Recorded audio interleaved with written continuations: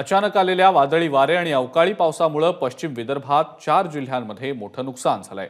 पश्चिम विदर्भातल्या अकोला, बुलढाणा, वाशिम आणि यवतमाळ या जिल्ह्यांमध्ये काल संध्याकाळी अचानक वादळी वारे आले आणि अवकाळी पाऊस बरसला आणि यामुळे उन्हाळी पिकं भिजली, लाखोंचं नुकसानही झालंय।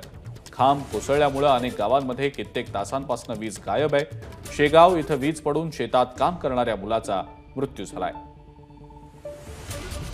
या नुकसानाचा आढावा घेतलाय आमचे प्रतिनिधी डॉक्टर संजय महाजन यांनी। काल अचानक पश्चिम विदर्भातील 4 जिल्ह्यात आलेल्या चक्रीवादळामुळे आणि अवकाळी पावसामुळे शेतकऱ्यांचं खूप मोठ्या प्रमाणात नुकसान झालेलं आहे। विक्रीसाठी बाजारात आणलेला माल अक्षरशः भिजलेला आहे। आपण बघू शकतोय की आता सध्या आपण बुलढाणा जिल्ह्यातील आसलगाव येथील या धान्य मार्केटमध्ये आहोत।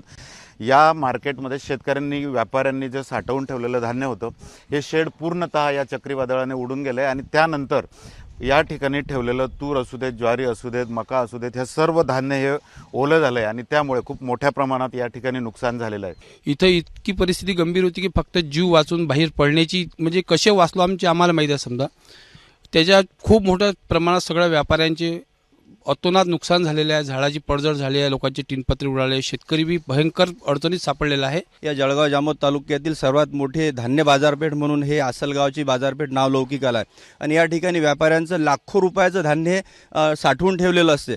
त्यांचा जो रोजचा खरेदी केलेला माल असतो तो सुद्धा या ठिकाणी साठवून ठेवलेला असतो आणि या अचानक आलेल्या चक्रीवादळामुळे आणि पावसामुळे यांचे जे धान्य आहे, ज्याची किंमत लाखो रुपयाच्या घरात आहे, ते अक्षरशः पाण्यामध्ये भिजलं, त्याला कोंब फुटले आणि आता त्यांना त्या ठिकाणी त्यांना फार मोठं आर्थिक नुकसानाला या ठिकाणी सामोरं जावं लागत आहे। माझी 20 क्विंटल तूर इथे ठेवलेली होती या शेडमध्ये।